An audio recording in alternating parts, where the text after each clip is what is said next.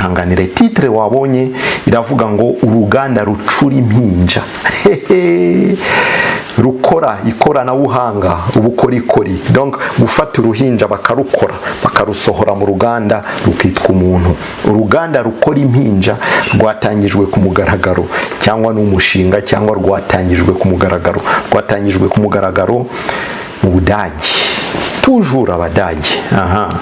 Ese na n'ubu uracyashidikanya ko isi irangiye cyangwa igeze ku iherezo? Cya kintu barotaga cyo gukora umuntu, siyansi ishaka gusimbura Imana, bameze nk'aho barimo kukigeraho. Nyuma ya Cyber Life twigeze kubereka mu mavideo ashize, uruganda ruri muri Amerika rurimo gucura amarobo azasimbura abantu mu buganga, mu gisirikare, mu bwarimu, mu nzego zitandukanye za leta. Yewe umva ukicara ministre w'intebe mu gihugu cyawe arimo kuvuga, arimo gukora byose kandi ari robo, wowe uri umuntu. Nibyo barimo. Noneho nyuma ya Cyber Life hari Ecto Life, niyo tugiye kuganiraho. Narwo ni uruganda mu Budage, hano mu Budage Burayi, barimo gukora kugira ngo batangire gucura impinja, gukora impinja, mubyumve, gukora impinja bakazigakura zikaba abantu hagati yacu. Ese bazabigeraho? Ese nibyo? Ese sibyo? Reka tubiganireho mu magambo magufi. Amen. Ndaza gusoma ijambo ry'Imana rijyanye n'ibi, niturangiza kuganira ibingibi kugira ngo byumve neza. Nta kimana itatubwiye, nta kimana itaduhishuriye, kugira ngo nitubona birimo kuza dukanure. Turi muri cya kiganiro urugendo ruva mu mwaka wa 2022 cyangwa 20 umwaka ajyanye umwaka umwe 2022 niba ari uko bimeze, umwaka wa 2022 sibyo, kugeza umwaka wa 2030.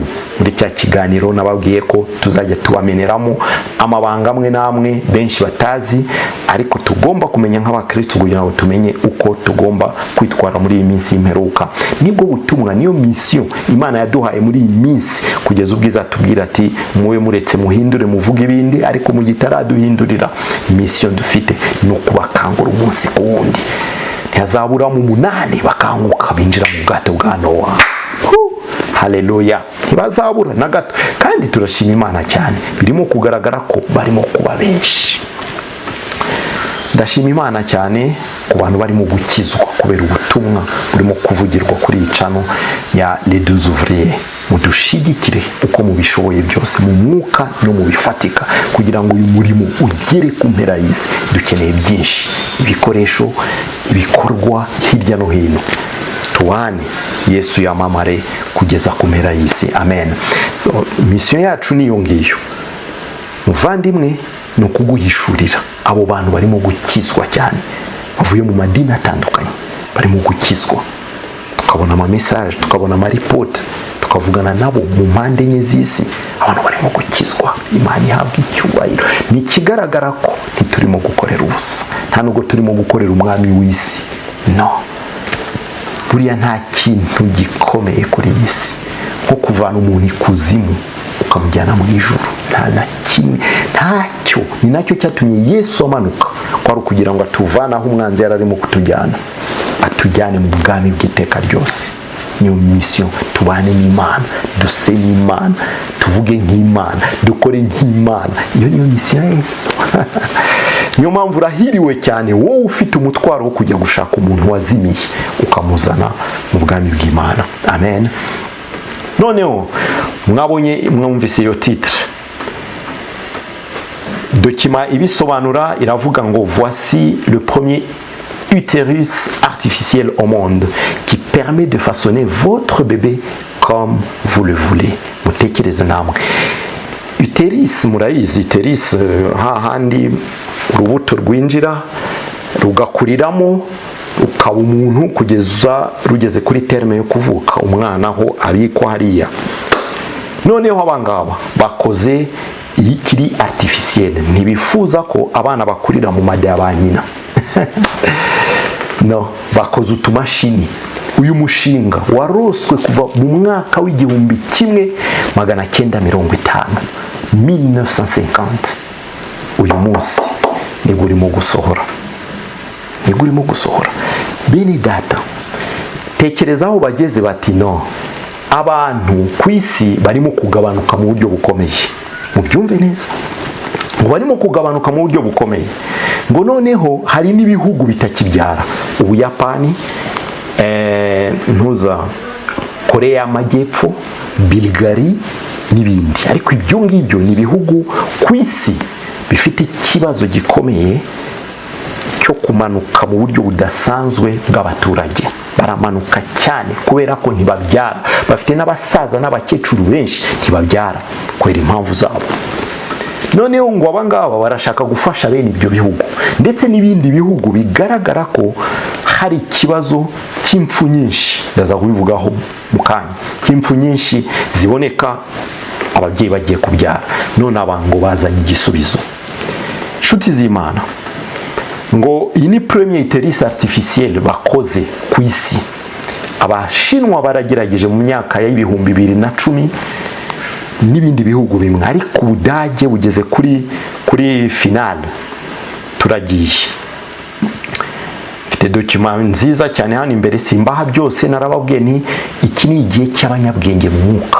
Baguhaye amakuru nk'aya, genda ucukumbure nawe, dore ko Imana yadufashije kugira internet, kugira ikoranabuhanga, kugira ibitabu, uburyo nta makuru ubu ngubu ushatse utabona, keretse yayandi abikwa hahandi tutagera.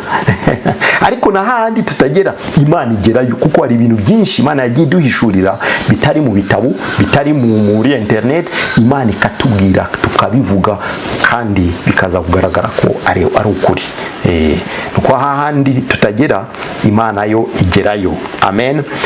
Avez-vous déjà entendu parler d'Ectolife, cette première installation d'utérus artificiel au monde qui se trouve à Berlin et qui est entièrement alimentée par des énergies renouvelables? Créée par le biotechnologue Hasham Al-Ghaili.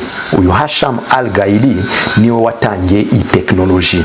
Ni umuntu wo muri Yemen ariko uri mu Budage, ukomoka ufite ubwene gihugu bw'Abadage n'Abanyamerika ndakeka. Uyu mugabo ni umwana muto w'imyaka 32, arimo gukora ibi bintu. Yatanze proposal, abishyira no mu bikorwa. Ni ibintu noneho birimo kuvuka ubu ngubu no gukora, bitangiye gukora. Uyu mugabo akora iyo machine ati cette machine incroyable d'innovation pourrait permettre faire grandir 30 000 bébés par an. Ngo iyi machine bakoze nukuvuga ni uruganda, nkuko murimo kubibona mu mashusho, ni uruganda bakoze kugira ngo rubashe ngo gukora kugrandisa, donc gukuza, voilà, gukuza ibihumbi 30 by'impinja ku mwaka. Urimo kubireba, urwo ni uruganda muvandimwe, urwo ni uruganda. Reka amaso yawe arebe uko byifashe, urwo ni uruganda. Utwo ni utwana tw'impinja turi mu mamashini, kakinjiramo ari urusoro, nkuko Bibiliya itubwira ngo Imana yakumenye ukiri urusoro mu nda ya mama, mu nda ya nyoko. Ariko aba bwenge bw'isi, ubwenge bupfuye, ubwenge bwa Satani, bo bafyize urusoro mu nda y'imashini, mu nda y'imashini y'ikoranabuhanga. Abo bantu bagiye gucura ni bantu bwoko ki? Mubyo birebe namwe ibyo bintu. Abo ni abana, no kuvuga utanga komande, tungenda shaka umwana, bakagenda bakamugucurira. Niba ari amasohoro ya utanga, niba ari ayundi utanga bakayanagamo, bagatangira gukurikirana umunsi ku wundi. Bavandimwe, tugeze ku iherezo. Kanguka, ongera ukanguke, isi igeze ku iherezo. Ugatanga komande, ndashaka umwana, bakamugucurira. Ubundi igihe cyagera, niba ari amezi angahe, bakamuguha, agasohoka, ukamufata ukamujyana mu rugo. Si umuntu uzaba ujyanye mu rugo, ibyo bizaba i Burayi no muri Afurika na hano mu Rwanda no mu bihugu bya Afurika hirya no hino. Ni umushinga bashaka gukora mu rwego rw'isi, ubyumve ntabwo ari imikino, mu rwego rw'isi.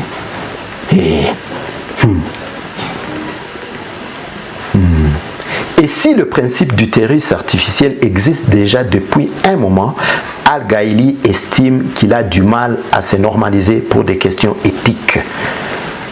Murakurikira ibyo byose ari byo ntari busobanure mu Kinyarwanda kubitraduiza bijya bingora, sindi umuspecialiste mu gutraduiza. Niyo mpamvu niba wowe uri umuspecialiste mu gutraduiza Icyongereza cyangwa Igifaransa, uzi gutraduiza neza izo ndimi zombi, ni ukuri udukontakte ujye udufasha. Hari amavideo menshi tuba dufite mu Gifaransa no mu Cyongereza dukeneye kujya dushyira no mu Kinyarwanda. Nk'abakurikira Igifaransa barabyumva neza cyane, ariko tugiye kubihindura, nge nshobora kubihindura uko bitari, cyane cyane ko n'Ikinyarwanda cyanjye atari cyinshi cyane. Murabyumva uko ibintu umuntu aba yirinda kugira ngo bidata umurongo. Noneho umuvandimwe, niba uzi Icyongereza neza, niba uzi Igifaransa, ukaba wumva ushaka gushyigikira uyu murimo, utubwire tujye tukohereza aka audio ugatraduize mu Kinyarwanda, ukatugarurire, hanyuma ubwoko bw'Imana buzakurikire neza ubutumwa bwuzuye. Amen. Noneho bavandimwe, abo ngabo uwo mugabo Hashem aranadusobanurira akavuga ngo l'expert, bon iyi raporo iratubwira ngo l'expert Hashem Al-Ghaili, uwo mugabo wo muri Yemen, explique que l'OMS recense 300 000 décès par an dus à des complications liées à la grossesse. Une réalité qui appartiendra au passé lorsque Ectolife sera démocratisé, puisqu'il est censé réduire les risques des césariennes et éviter les naissances prématurées. La machine pourrait en outre aider les pays qui souffrent d'un fort déclin démographique comme le Japon, la Bulgarie ou la Corée du Sud. Ni ukuvuga ko uyu mugabo aragaragaza ko hari raporo ya OMS igaragaza ko buri mwaka hari impfu 300,000 bipfa buri mwaka bazize ibibazo bya complication y'inda, kubera baba batewe inda hakazamo ingorane, ibibazo, hanyuma y'ibyo bagapfa. Noneho uyu mugabo wakoze iki gikorwa ngo aratwereka ko iki ni ikintu cyaje nk'igisubizo kugira ngo gikemure icyo kibazo, cyane cyane no mu bihugu bifite ibibazo byo kugabanuka kw'abaturage. Nabivuzeho mu kanya, ntabwo ndi bubisubiremo. Ibi ngibi bije nk'igisubizo mu buryo budasanzwe, ndetse na bya bindi byo kubyara ngo utwana tuduprematire ngo bigiye kurangira twana tuvuka n'ukwezi, amezi 2 plutôt amezi 6 7 ibyo ngibyo bigiye apana ukwezi, amezi 6 7 ngo bigiye kurangira. Iyi mashini, iki cyuma cyangwa se uru ruganda ruje nk'igisubizo. Ibyo byose ni ugukora mu jisho ry'Imana. Dukanguke bavandimwe. Umva ikindi kintu kibi cyane yavuze ngo si vous le souhaitez, vous pourriez carrément modifier génétiquement l'embryon avant de l'implanter dans l'utérus artificiel. Tout peut être choisi, de la couleur des yeux à la force, la taille et l'intelligence. Vous pouvez même demander d'éviter certaines maladies génétiques héréditaires pour votre bébé. Iri ni ishyano ngo niba mubishaka mushobora guhindura kumodifiya embryon, sinzi ukuntu nayisobanura, mujye muri dictionnaire, hanyuma mbere yo kubishyira muri iteris ngo ushobora no gushaka ukababaza ukabasa uti ndifuza kugira ngo umwana mumukore gutya ngo amaso ye muyahindure abo ubururu. Nk'Iburayi abantu benshi bakunda amaso y'ubururu, nabonye no muri Afurika hari abantu bakira twa tulantiye, lantiye muratuzi, twa tuntu abakobwa bakunda gushyira mu maso, swate n'utw'amaso ariko n'utw'imirimbo, ugasanga abantu bashyizemo lantiye z'umutuku bamwe, ariko benshi bakunda z'ubururu, icyo bita les yeux bleus, ngo ça fait partie de la beauté, ni kimwe mu kimenyetso cy'ubwiza. Yesu tabara ubwoko bwawe. Ngo ushobora kubabwira uti amaso y'umwana wanjye muyakora ubururu, cyangwa se n'imbaraga mu imbaraga zimeze gutya ngo n'uburebure bwe azabe mugufi, ngiye nkunda akana kagufi cyangwa ngiye nkunda akana karekare, mukagire karekare cyangwa kaba kirabura cyangwa kaba kazungu. Ngo ikindi mushobora no ngo vous pouvez même demander d'éviter certaines maladies génétiques héréditaires pour votre bébé. Za ndwara za karande hajya za ndwara z'umuryango, ni ukuvuga kwa kundi ubona sogokuru yararwaye iyi ndwara, so akayirwara, nawe ukayirwara, n'umwana wawe ubyaye akayirwara. Izo ndwara izo nicyo bita les maladies génétiques héréditaires pour votre bébé. Donc ushobora kubisaba uti izo maladies muzikureho, data yarwaraga izi ndwara muzimukize, we ntazazirware. Icyo nicyo bisobanura. Ati byose ugatanga komande, nkuko ushobora kujya mu ruganda ati imodoka yanjye uyu muryango muwukure hano mushyira muyigira ubururu, amapine muyakore abyibushye n'iki, niko umuntu ngo azajya ajya mu ruganda abwira abantu ati mukore gutya na gutyo umwana wanjye azasohoke. Umva ngo bashobora kukuzanira n'iyo mashini ubona aho ngaho, iyo mashini bakayikuzanira mu rugo rwawe, papa na mama, mukajya mukurikirana gukura k'umwana wanyu bitarinze kubasaba ko umwana aguma mu ruganda. Bacomora ku kamashini bakakuzanira mu rugo mu cyumba, ukajya ureba buri munsi evolution yo gukora k'umwana wawe ari muri icyo kimashini, umunsi kundi kugeza ubwo azasohoka, bakamuguha akaba uruhinja, mukamurera mukamukuza mu buryo bazagutegeka bwabo. Sinzi uko bimeze, ibyo uzamuha n'ibiki byose sinzi uko bizaba bimeze. Noneho akaba umwana mu rugo mugakurana muri ibyo byose. Ngo ikindi bizabafata imyaka 5 kugira ngo basensibilize. Hagiye kuzaba kampanye ikomeye mu rwego rw'isi rwo gusensibiliza isi ubwiza bw'ibi bintu. Kuva Burayi, Amerika, Oceanie, Asie, muri Afrika, mu Rwanda hose sensibilisation. Bizabafata imyaka 5 basensibiliza, babwira abaturage bati mubyumve ibyo bintu byo guheka inda mukayijyana amezi 9, mukaruka, mugacika intege, mukanonuka, mukabura kurya, mukabihirwa n'ubuzima amezi 9 fini, birarangiye. Ubyumve nawe. Mbere bafataga amasohoro y'umugabo bakayakoresha mu buryo bw'ikoranabuhanga, bakayishyira mu nda y'umugore, indi gakuriramo, umwana agakurira mu nda ya mama we. Ariko ubu ibyo nabyo barabona ngo ni fake, ntago bikwiriye. Icyo noneho bagomba gukora ni ugufata urwo rubuto bakarukubita mu mashini, noneho bakaruhindura uko babishaka.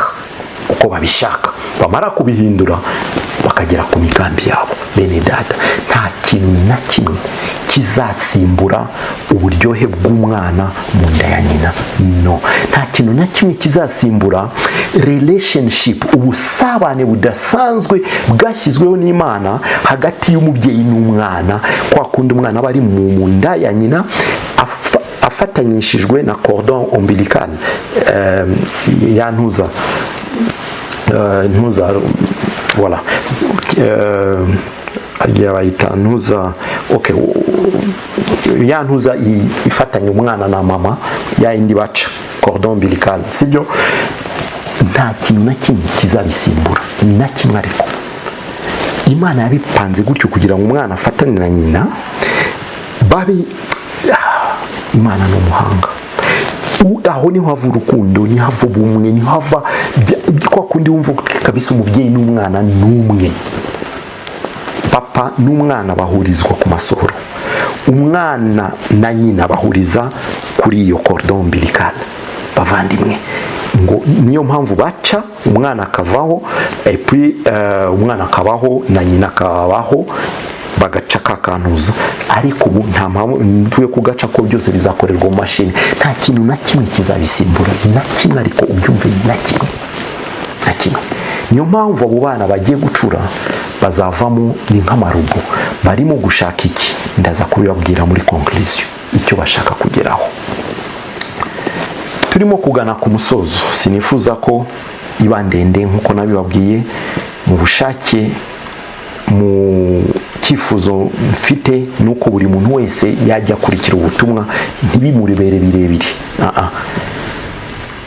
Bene data, ibyo maze kubivuga, reka noneho tujye mu ijambo ry'Imana. Nta kintu na kimwe ubika akakanga. Uko gusensibiliza ni kugera no mu gihugu cyacu cyangwa muri bene wacu w'abarundi tuvuga ururimi rumwe, dusangiye mu ibintu byose, turi ubwoko bumwe n'abandi, Abaganda, Tanzania, hirya no hino bavuga ikinyarwanda, mu byumve neza. Nibigera mu gihugu cyawe uzumve ko ari shitani ugeze mu gihugu cyawe, ugeze muri famiye yawe. Abasabana ntago ari abana, ubyumve, nta madayimoni, sintinye kubivuga, nta madayimoni babandi muri mwitanye mu gitabo cy'itangiriro bita Nefilimu, ni nabangaba, naba inzira zimwe nabangaba, ubyumve. Nagahinda gakomeye. Reka dukomeze dufate ijambo ry'Imana dusome mu gitabo cya Daniel. Igitabo cya Daniel dusome umurongo wa 20, ibice bibiri, umurongo wa 27. Daniel asubiza umwami ati, ibyo bihishwe umwami yasobanuzaga nta banyabwenge babasha kubimenyesha umwami cyangwa abapfumu cyangwa abakonikoni cyangwa abacunyi. Ibi bintu turimo kuvuga, ibi bintu byari byarahishwe birimo guhishurwa. Nta muntu w'umubiri w'inyama n'amaraso ashobora gusobanukirwa. Nta munyabwenge, nta mupfumu, nta mukonikoni ashobora kubisobanukirwa. Reka da. Ariko mu ijuru hariho Imana ihishura ibihishwe. Haleluya. Kandi niyo yeretse umwami Nebukadinezari ibizaba mu bihe bizaza.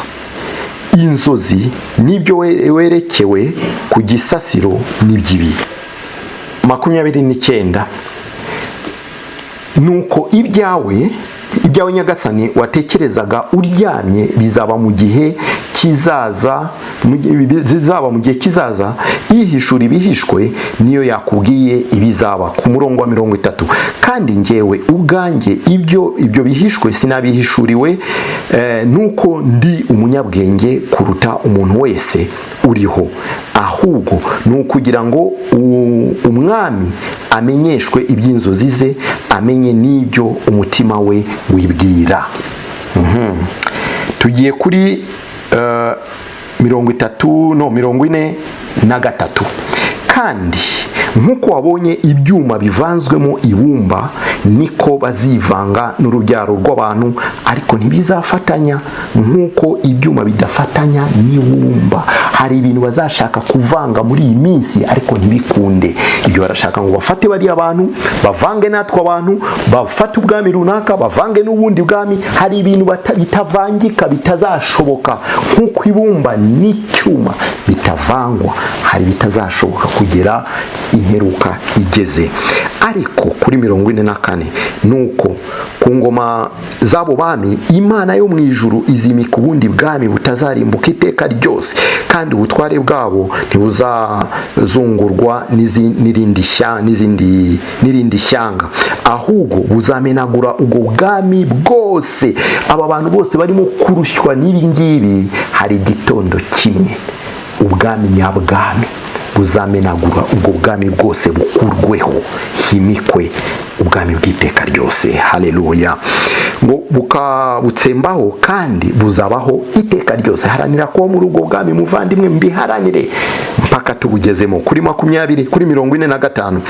Uko wabonye ibuye ryavuye ku musozi ritarimbuwe n'intoki. Hari ibuye, umwami arota izi nzozi, yaje kubona ibuye ritavuye mu maboko y'umuntu, ritavuye ku musozi, yabonye gusa rimanutse rivuye mu ijuru mpaka ku birenge bya ya statue. Aha turi ku bwami bune buzasimburana mu bihe by'imperuka. ubwami bune uko bwasimburanye kugeza mu bihe bw'imperuka. Ubu turi ubwami bwa nyuma, bwa bundi bukomeye buzasiribanga isi, buyishyire munsi y'ibirenge, bujanjagure koko bwa bwami. ubwami bw'abaromani bwari buriho buza kubura, ariko mu minsi y'imperuka buzagarukana izindi mbaraga zikomeye, imbaraga z'icyuma.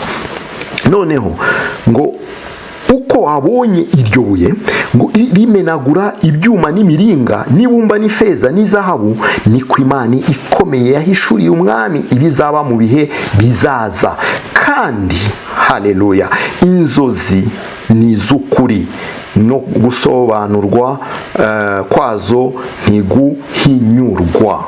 Haleluya, amen. Yesu ashimwe cyane. Aha navugaga mu ncamake ndangiza kugira ngo musobanukirwe ko turi ku bwami bwa kane, bwa bwami bukomeye nk'icyuma. Ubu bwami nibwo buje gusoza ibihe, buzaba bukomeye cyane. Nigeze kubabwira muri video imwe, ndababwira nti ya maguru mwabonye ibirenge ibumba n'icyuma, uko nabihishuriye, uko nabisobanukiwe, nanasabye ko nihaba umuntu usobanukiwe igitabo cya Daniel n'icyahishuye, cyane ko si impano yanjye, hari abahanga babyo, umuvandimwe Jean-Luc wa Ayaron TV, ndamwemera cyane kuri iyo mpano, n'abandi bashumba bamwe na bamwe babizi. Mujye mudukosora dukoze herere, sibyo? Mujye mudukosora, ntawe umenya byose. Haleluya, ntawe umenya byose. Uko nabishuriye, numvise iriya bumba n'icyuma, aho ryabuye rizakubita cya gisitatu cyose kikamenagurika. Ni ukuvuga ko bwa bwami bwose bwabayeho nibwo zaba buriho muri iyo minsi bugashwanyagurika, hakima ubwami bw'Imana. Ni ibumba n'abantu twakozwe mu bitaka, tuzasubira mu butaka. Ibyuma nibi byose, tekinoloji iriho nibi byose ni none, ibyo byombi kuvangwa kwabo ntibizashoboka. Kabuye kazaza, ryabuye rizamanuka, ari we Yesu amanuke asandagure ibyo byose, biveho mu izina rya Yesu Kristo, mu bwami bw'iteka ryose. Muvandimwe, ibi ngibi byose barimo no kugira ngo ubwo bwami bwabo bukomere, ariko Imana yacu nayo irimo gukora. Igitondo kimwe ibi byose bizarangira. Niyo mpamvu tugomba guharanira ikintu cyose cyatuma dushikama muri Kristo. Bwa bwami buzamanuka bukajanjagura ubu bwami bwatuzengereje kuri iyi si, bukavaho, tuzabube mu izina rya Yesu Kristo. Haleluya. Bavandimwe, umuhungu wanjye yambajije akabazo keza cyane, arambaza ati se ko abantu barimo gucura abandi bantu, izo mpinjejo zigakura n'ibiki, kandi bari no ku mushinga wo kugabanya abatuye isi, no kubera iki? Naramusubije ndamubwira nti impamvu yabyo ni iki? Nuko barashaka kuvanaho ibiremwa by'Imana, abaremwe, twebwe abaremwe n'Imana, badukureho, basigaze ibyo bacuze, ibiremwa byabo, kugira ngo bose bajye muri wa mugambi umwe wo kuramya Satani, kuko bazi neza ko iyi si ngo ni ya Satani, nyamara yaba ijuru, yaba isi, yaba ikuzimu, ni Imana yabiremye. Byose Imana izakuraho, imanure bishyashya aho tuzabiteka byose. Nirwo rugamba rurimo gucura aba bantu barimo kugabanya abandi. Ni ukubera iki? Barashaka kugabanya w'Imana yaremye, wowe nanjye, badukureho, bimike ababo barimo kurema, ariko ntibazabigeraho. Ryabuye rizamanuka ikubite ubwami bwabo busandare.